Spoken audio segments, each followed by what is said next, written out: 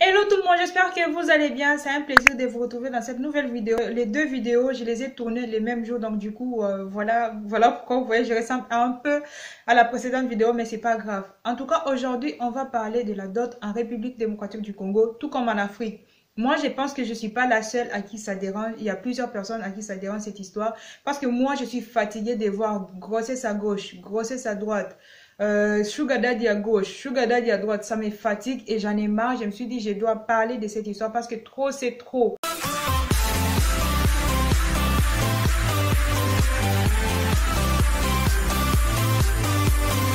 Pourquoi ne pas reprocher nos parents? Ils nous ont mis au monde, ils nous ont inculqué des valeurs, ils nous ont amenés à l'école, ils ont tout fait. Alors quand on voit qu'il y a quelque chose qui ne va pas, pourquoi ne pas en parler? Pourquoi ne pas les reprocher? Parce que je sais, l'enfant peut aussi reprocher son parent. Donc c'est ce que je vais faire aujourd'hui. Je vais reprocher mes parents africains, donc tenez-vous bien. Je m'appelle Melina Ilunga. Si tu viens d'arriver sur ma chaîne, abonne-toi, active la cloche pour ne rien rater. Aujourd'hui, on va parler de la dot en Afrique. Il faut savoir, à l'époque, en Afrique, la dot était quelque chose de symbolique. Genre, si tu veux aller te marier, tu dois amener 2 bidons d'huile, une chèvre et ça passe.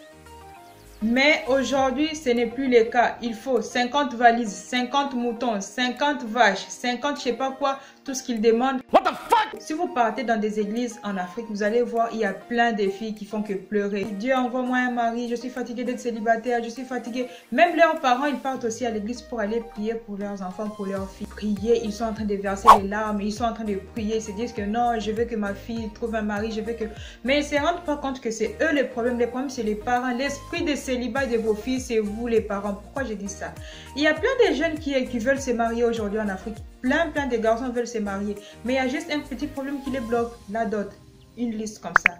Un jeune garçon qui gagne par exemple 500 $ le mois, il part se présenter chez sa belle famille pour demander la main de sa future femme. Il y a une liste de la dot. 50 chèvres, 50 moutons, 2 congélateurs. Tout ce qu'il demande tellement de choses que je ne sais même pas citer, j'ai pas tellement retenu ça. Et il se trouve que le garçon gagne que 500. Et hormis tout ça, pour ne pas oublier, hormis tout ça, on lui demande aussi de donner l'enveloppe avec 5000 $. Sachant que le garçon gagne 500 $ le mois. Dites-moi s'il vous plaît, combien de temps il faudra à ces garçons-là pour réaliser les 5000 $ et c'était le reste des choses? C'est-à-dire, s'il doit déjà économiser pour avoir les 5000 $ pour la dot, il doit... C'est-à-dire qu'il doit économiser pendant 10 mois. C'est-à-dire 10 mois sans manger, 10 mois sans payer les loyers, 10 mois sans acheter des sous-vêtements, 10 mois sans rien faire. Au final, 10 mois de souffrance pour juste la dot. Parce qu'à part la dot, il y a l'après-dot, à part la dot, il y a cérémonie, je sais pas, mariage civil, mariage, je sais pas quoi, tout ce qui suit. 4-5 cérémonies. Mais c'est pas possible d'entendre des conneries pareilles! Je sais que tous les rêves des parents africains, c'est de voir leur fils se marier avec les millionnaires, les milliardaires. Mais je suis désolée, ce n'est pas le destin de tout le monde. Il y en a qui trouvent des maris millionnaires, il y en a qui trouvent les maris normaux qui n'ont pas assez d'argent. Et pourquoi ne pas les faciliter la tâche? En Afrique, c'est pas comme en Europe. En Europe, c'est pas comme en Europe. En Europe, vous pouvez vous aimer et vous installer ensemble sans se marier, vous fondez votre famille, vous commencez à avoir des enfants. Et puis après, quand vous allez vous sentir prêt, vous allez aller vous marier. Il n'y a personne qui va venir te demander la dot, il n'y a personne qui va venir te demander X ou Y. Il faut juste s'entendre, s'aimer et vous allez vous installer ensemble et le reste va suivre. C'est comme ça que ça se passe en Europe. Mais cette opportunité, on ne la donne pas aux Africains. Quand tu fais ça en Afrique, si tu fais ça en Afrique, tu es une grosse pute, tu es enfant de la rue, on va traiter tes parents de tous les noms. Ça ne se fait pas, bref, ça ne se fait pas en Afrique et aucun parent pourra accepter cela. Ça se fait. Voilà pourquoi vous allez remarquer, il y a certains garçons, ils vont te dire, moi je préfère aller me marier avec une blanche. Inconsciemment, il est dit, sans savoir que ce qui les bloque, il se dit, quand je vais aller demander une fille noire en mariage, les parents vont me demander tellement de choses et j'ai pas assez de moyens. Par contre, si je vais me marier avec une fille blanche, là-bas, on me demande pas de choses, on me demande pas grand-chose. Et puis la cérémonie, on va pas me demander d'inviter 300 personnes, on va pas me demander d'avoir 4 tenues de mariage, on va me 50, je sais pas quoi, on va pas me demander tout ça. Là-bas, je vais juste tranquille aller me présenter et dire que je vais prendre leur fille en mariage et ça va passer. Mais chez nous, en Afrique, ça se passe pas comme ça. Et puis après, vous vous étonnez qu'il y a tellement de filles qui tombent enceintes à gauche, à droite. Il y a tellement de filles qui sortent avec les sugar daddy, sachant que ces sugar daddy sont mariés, sachant que ces sugar daddy ont l'âge de leur papa. Mais il y a des filles, ces filles qui sont fatiguées. Elles se disent, ça sert à rien. Pourquoi je vais me bloquer? Pourquoi je vais vouloir être sage au moment où mes parents ne me facilitent pas la tâche parce que je vais me marier. Je suis venue, j'ai présenté un garçon qui veut se marier avec moi. Ils ont refusé parce que soit l'argent, ils ont refusé, soit le garçon n'a pas l'argent.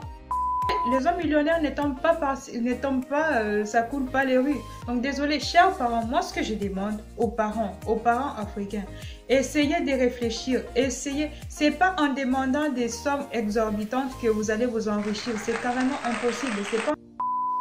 Vous, quand vous partiez à l'époque, vous mariez avec nos mamans, est-ce qu'on vous demandait 50 vaches? On vous demandait toutes ces choses que vous demandez aujourd'hui? Je ne crois pas.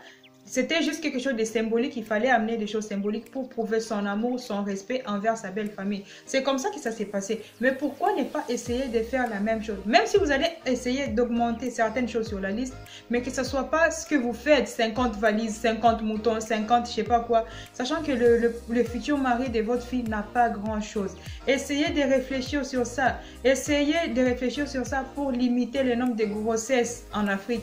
Essayez de réfléchir sur ça pour limiter le nombre de prostitutions, pour limiter tout ce qui se passe entre les filles et les sugar daddy, les filles avec des papas de 50, 70 ans qui se baladent un peu partout, qui font des trucs dans leur voiture parce que ces filles, elles veulent juste avoir une vie normale, mais elles ne peuvent pas parce qu'elles n'ont pas de mari. Pas que vous donnez vos filles en mariage et vous les vendez. Parce que quand vous demandez par exemple 5 000 euros, 10 000 euros, 30 000, parce qu'il y en a même de ces familles qui demandent 30 000 euros pour leur fille. Vous vendez votre fille ou vous êtes en train de la donner en mariage? Je ne comprends pas. Parce que si vous donnez votre fille en mariage, demandez les choses symboliques symboliques. Moi, je ne pense pas qu'il y a un parent qui voudra voir sa fille entrer au mariage. Maintenant, elle commence à souffrir, commence à pleurer tous les jours chez ses parents. Papa, on n'a pas à manger, on n'a pas ceci, on n'a pas cela. C'est ça qui va arriver si vous ne baissez pas votre liste de dots. C'est ça qui va arriver si vous ne changez pas votre façon de faire, chers parents africains. Essayez de changer, vous allez voir qu'il y aura moins de filles à l'église, qui vont commencer à pleurer en demandant des maris. Vous allez voir qu'il y aura moins de filles qui vont tomber enceintes, il y aura moins de filles qui vont sortir avec les sugar daddy. Bref, les choses vont un peu se calmer parce que l'esprit de célibat de vos filles, c'est vous, chers parents. Si vous ne changez pas, rien ne va changer. Si vous ne changez pas, rien ne va changer. Ça va continuer à s'empirer. Alors, chers parents, essayez de modérer avec votre liste de dots. Ça ne sert pas de demander 50 paires de chaussures pour papa, 50 pièces de je ne sais pas quoi pour la maman et les tantes. Ça ne sert à rien. Et vous, les filles, moi, je vous demande, chères filles, si tu trouves un homme, il t'aime, il te traite comme une princesse, il te respecte, il fait tout ce qu'un homme doit faire pour toi. Peu importe ce qu'il a, peu importe ses moyens, la moindre des choses, c'est d'aller chez tes parents. Tu aimes ton mari, tu aimes ton copain, tu aimes ton prétendant, va dire à tes parents, papa, écoute, il y a ce garçon que j'aime, qui me respecte, c'est tout ce que j'ai toujours voulu. Il m'aime, mais il n'a pas assez de moyens. Tu peux me dire son salaire, il gagne 500 $ le mois, mais il ne peut pas aller acheter 50 vaches parce qu'il n'a pas assez de moyens. Mais il m'aime, il veut m'honorer, il veut me faire respecter. Et tout ce qu'il demande, c'est venir doter avec ce qu'il a. Moi, je pense que sur les coups, vos parents vont se fâcher, ils vont commencer à dire du n'importe quoi. Mais au final, ils vont comprendre, ils seront même fiers de vous, de voir que non, tu as eu...